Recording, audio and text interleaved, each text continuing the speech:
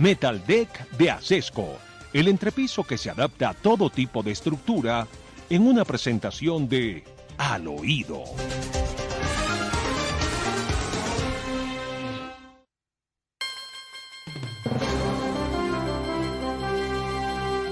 Bueno, Demar, cuéntanos despacio porque esto no es un cuento, ni es una sospecha, ni es un infundio que haya salido al aire.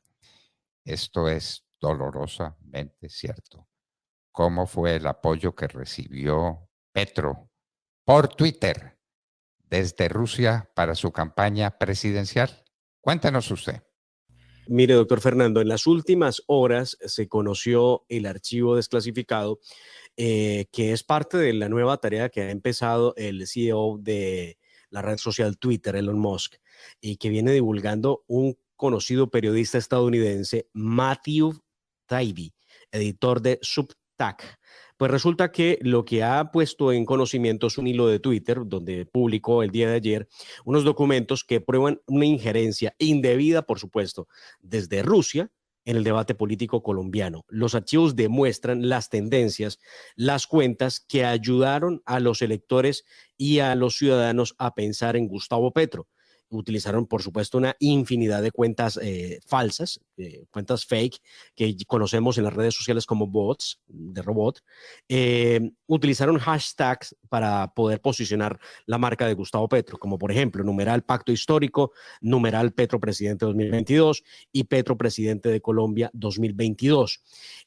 Por supuesto, la red social Twitter detectó que era inusual el comportamiento de los bots en 2021 durante un monitoreo de rutina, con un foco especial en Venezuela, oiga muy bien esto, Venezuela, Cuba y Colombia. Pero por supuesto también llegó información de cómo había ataques masivos desde la red social y había propaganda desde la red social venida desde Rusia también.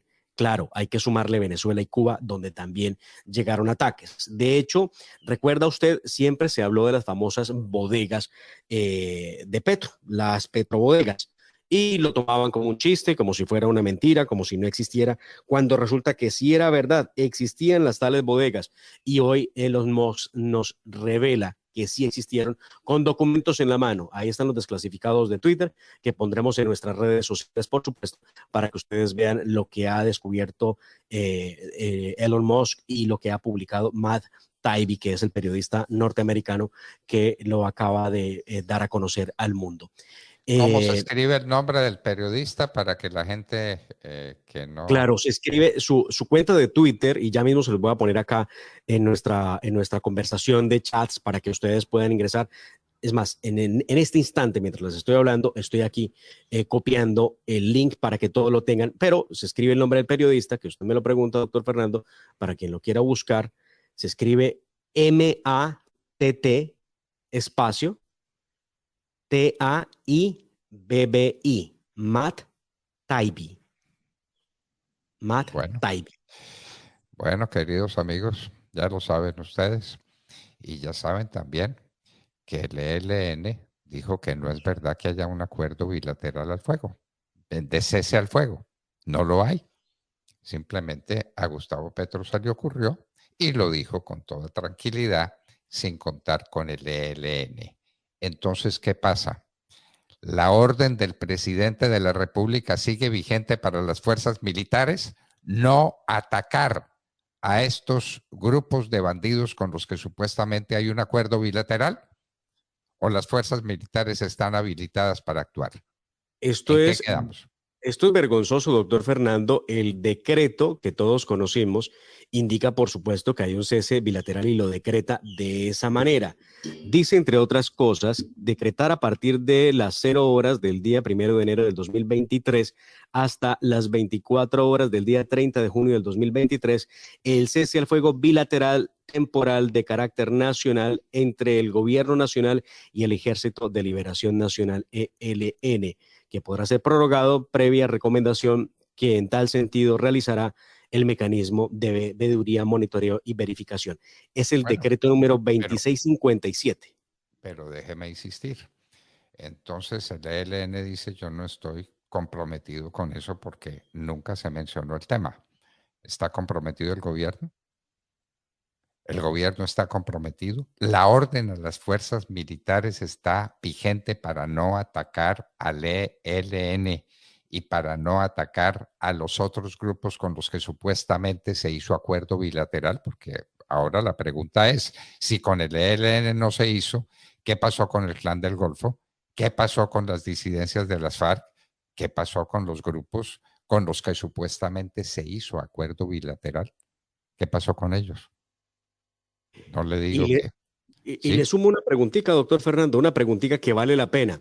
Si se decretó el cese bilateral, porque es que definitivamente las ínfulas de dictadura a veces son complicadas en el presidente Petro, ¿no? Recuerde, le daba órdenes a la procuradora, le daba orden al fiscal, libéreme a los de primera línea, le da órdenes a los jueces de la República, le da órdenes a todo el que puede. Y entonces ahora vía decreto, un golpe en el escritorio dice, aquí hay un cese bilateral.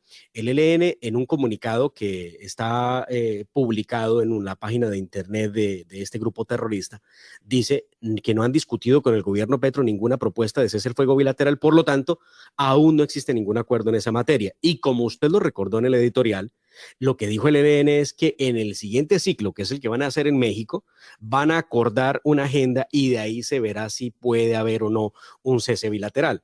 Pero está el decreto, existe el decreto que es el 2657 del 2023, perdón, del 2022. Ahí está para que ustedes lo puedan consultar. Resulta que entonces, doctor Fernando, durante 3 días, el Ejército Nacional, la Policía Nacional, las Fuerzas Militares y Armadas de Colombia no persiguieron al ELN. ¿Por ¿Cuánta qué? cocaína traficaron? A ver, ¿Cuánto ocurrió en Colombia? ¿por qué durante 3 días? El decreto sigue vigente. El decreto no ha sido derogado. El decreto compromete a la nación. Y entonces, en este momento, las fuerzas militares no tienen órdenes ni posibilidad de combatir al ELN, ni de combatir el narcotráfico, ni de combatir a nadie. Claro que para ser franco no estaban haciendo mucho, ¿no? No estaban haciendo mucho.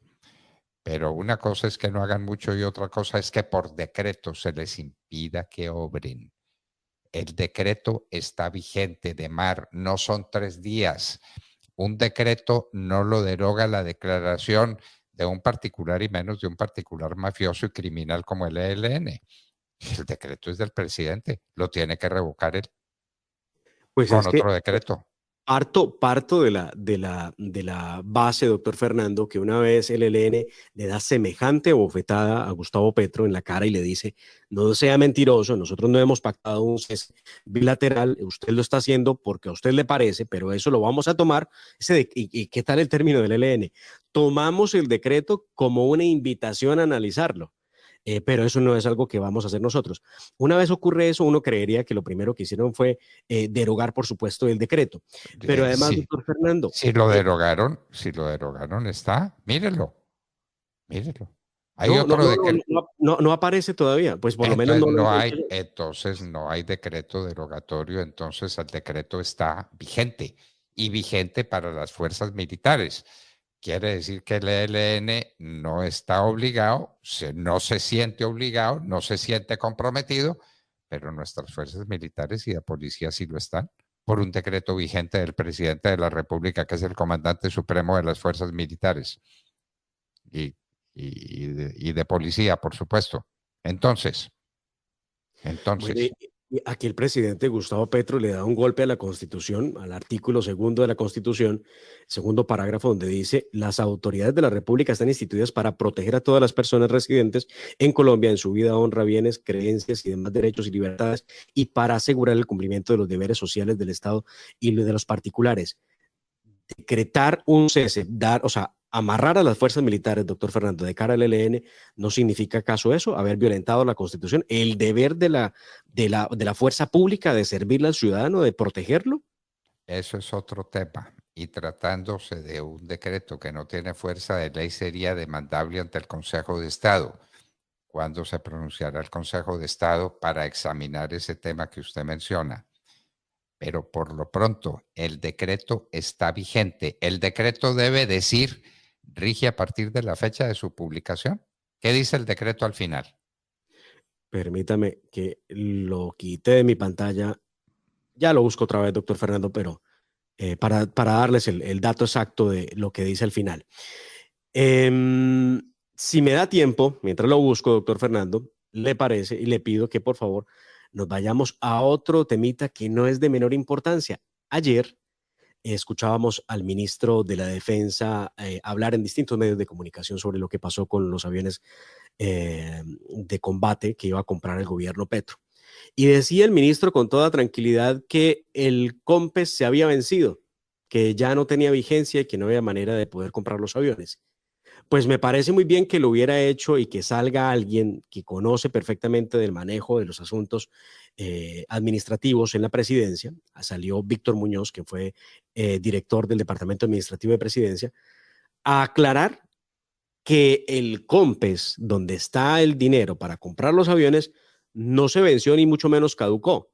Que lo que ocurrió es que la vigencia, por supuesto, pasó y que lo único que había que hacer era adicionar una vigencia más para que pudiera comprarse los aviones. Nuevamente le mienten al país desde el gobierno de Gustavo Petro. Escuchemos qué fue lo que dijo el señor Víctor Muñoz en unas declaraciones a una emisora de radio en Colombia.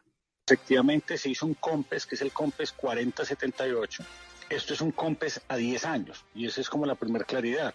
Ayer escuchaba que el ministro hablaba que el COMPES se venció. No, los COMPES no se vencen. La vigencia del COMPES es de 10 años.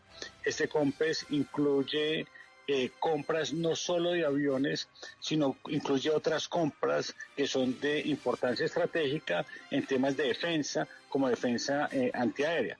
¿Qué es importante mencionar? Efectivamente, los recursos que se tenían destinados para el 2022, al no ser ejecutados en esta vigencia, pues deben ser reprogramados. Y para eso se necesita citar algo que se llama el CONFIS, que es un organismo adscrito al Ministerio de Hacienda, y en el CONFIS podrían hacer esa reprogramación presupuestal, respetando el espacio fiscal, respetando la programación de vigencias futuras, y si existe voluntad política, eso es algo que se podría realizar en términos de días. Aquí falta parte de la historia, doctor Fernando, que no le contaron a Colombia. ¿Qué fue lo que realmente pasó? Porque si es un tema de dar una ampliación al término, lo pueden hacer, pero el gobierno Petro ha vendido la idea de que eso no es posible.